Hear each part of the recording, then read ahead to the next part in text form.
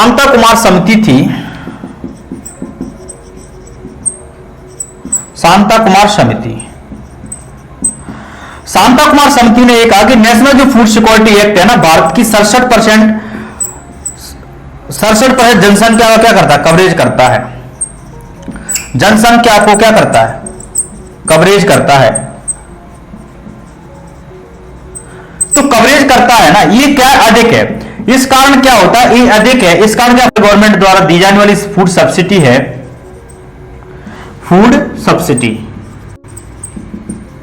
वो क्या जाना है, इससे प्रभाव पड़ता है, तो राजस्व व्यय बढ़ता है। लेकिन इससे क्या होता है, इसका एक नुकसान और है कि गरीब लोगों को यानी कि बीपीएल में रहने वाले लोगों को, बीपीएल कार्ड धारकों को लाभ अधिक नहीं हो पा रहा है। इस कारण उसने ये कहा कि इसकी लिमिट को रिड्यूस करके 40% जनसंख्या को भारत की कवरेज करना चाहिए, यानी कि 67 जनसंख्या को कवरेज ना करते हुए ये नेशनल फूड सिक्योरिटी एक्ट के अंतर्गत ये जो है 67 यानी कि 67% जनसंख्या को कवरेज ना करते हुए बल्कि इस देश की 40% जनसंख्या को कवरेज करे। और इससे क्या होगा कि उसमें बीपीएल रेखा में रहने वाले यानी ब्लू पॉवर्टी कार्ड है, जिनके पास ब्लू पॉवर्टी कार्ड धारक हैं या फिर गरीबी रेखा के नीचे रहने वाले लोग हैं, जिसका निर्धारण राज्य सरकार ने किया गया है टीपीडीएस के माध्यम से, टारगेट पब्लिक डिस्ट्रीब्यूशन सिस्टम के तहत, तो उन लोगों को इसका अत्यधिक लाभ मिल पाएगा। वास्तविक रूप से गरीब लोगों को, क्योंकि सब्सिडी तो निश्चित है, निश्चित मात्रा में कर सकते,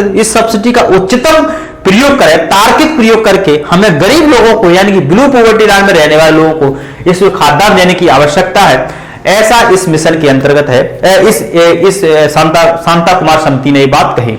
लेकिन अब हम ये समझते हैं कि नेशनल फूड सिक्योरिटी एक्ट है, उसका उद्देश्य क्या है। तो नेशनल फूड सिक्योरिटी एक्ट है, उसका उद्देश्य यही है कि ये भारतीय संविधान के, तो नेशनल फूड सिक्योरिटी एक्ट है एक तरीके से ये नागरिकों को भोजन का अधिकार देता है।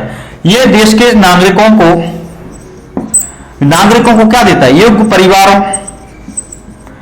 परिवारों के नागरिकों को क्या देता है, लीगल राइट देता है। एक तरीके से भोजन का अधिकार, एक तरीके से आपका क्या है, राइट टू फूड क्या हो गया। पहले राइट टू फूड जो था यानी कि जो भोजन था, खाद्य सुरक्षा थी, वो सरकारों पर डिपेंड थी। यानी अब क्या बन गया, ये राइट टू फूड जो है एक तरीके से आपका लीगल राइट बन गया। आप इसके लिए लड़ भी सकते हैं, स्टेट लेवल पर भी जा सकते हैं, डिस्ट्रिक्ट लेवल पर भी जा सकते हैं, जहां तक कि आप सुप्रीम कोर्ट भी जा सकते हैं। तो जैसे ये भारतीय संविधान के आर्टिकल 21 से बहुत प्रेरित है, क्योंकि आप आर्टिकल 21 में राइट टू लाइफ की बात की गई है, राइट टू लाइफ। तो गरिमापूर्ण जीवन और गरिमापूर्ण जीवन के लिए इस एक्ट का माध्यम से कि मानव जीवन की गरिमापूर्ण जीवन के साथ साथ उसको पर्याप्त मात्रा में, उचित मात्रा में खाद्यान्न सामग्री उपलब्ध की जानी चाहिए, जिसके कारण वो खाद्यान्न सामग्री उपलब्ध कराई जाएगी तो वो खाद्यान्न सुरक्षा से जुड़ पाएगा। और आर्टिकल 47 इसमें यह कहा है कि राज्य जो है नागरिकों के पोषण स्तर में सुधार करने का प्रयास करेगा, यानी कि ऐसे प्रयास करेगा कि उनके पोषण स्तर में, उनके जीवन स्तर में सुधार आए।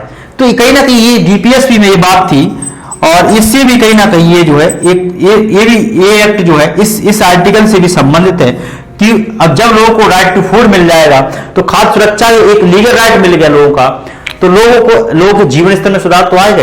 जो लोगों की जीवन प्रत्याशा है, लाइफ एक्सपेक्टेंसी है, वो भी बढ़ेगी, तो लोगों के अंदर ग्रोथ भी होगा। ये भी कहीं ना कहीं राइट टू फूड अब एक्ट बन गया, राइट टू फूड एक आपका राइट बन गया। तो इससे क्या फायदा हुआ, इससे यही फायदा हुआ कि अब हर नागरिक का ये अधिकार है भारत में, एक कानूनी अधिकार है कि अब जो आप ये नहीं कह सकते ना कि गरीबों को आप भोजन दे रहे हैं, क्योंकि गरीबों को भोजन देना उनका एक नैसर्गिक अधिकार है, वो एक कानूनी अधिकार बन गया। इसे कोई सरकार या राज्य सरकार देने से मना नहीं कर सकती। राज्य सरकार तो मना ही कर नहीं सकती, क्योंकि ये तो केंद्र सरकार ने मना है। अगर राज्य सरकार मना कर देगी तो राज्य सरकार तो मना कर ही नहीं सकती, क्योंकि राज्य सरकार मना कैसे कर देंगी, ये तो पार्लियामेंट द्वारा बना हुआ है, तो पार्लियामेंट के माध्यम से संशोधन करना होगा तब ये समाप्त होगा। राज्य सरकारों के बस में तो है ही नहीं।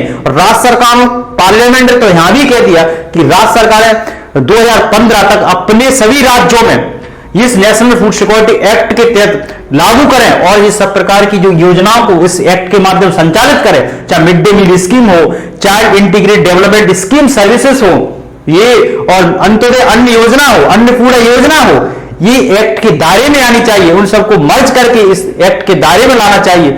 लेकिन अभी भी 14 से 15 राज्य में ही अभी एक्ट लागू हो पाया है, लेकिन पूरे राज्यों में एक्ट लागू नहीं है। और ये इस एक्ट का ये भी उद्देश्य था कि वहनी मूल पर लोगों को खाद्यान्न उपलब्ध किया जाए, इसलिए इस एक्ट में बाकायदा चावल की प्राइस डिसाइड की गई। तो वहनी मूल पर सभी नागरिकों को गरिमापूर्ण जीवन के लिए उचित मात्रा में, पर्याप्त मात्रा में क्या हो, खाद्यान्न सामग्री वितरित की जाए। वितरित खाद्य सामग्री का अधिकार है लोगों को। वहनी मूल पर, कौन से मूल पर? वहनी मूल पर, यानी कि जो लोग वहन कर सके, वहनी मूल पर। तो इसमें इस एक्ट के माध्यम से डिसाइड किया गया कि राइस है और व्हीट है और मोटे अनाज।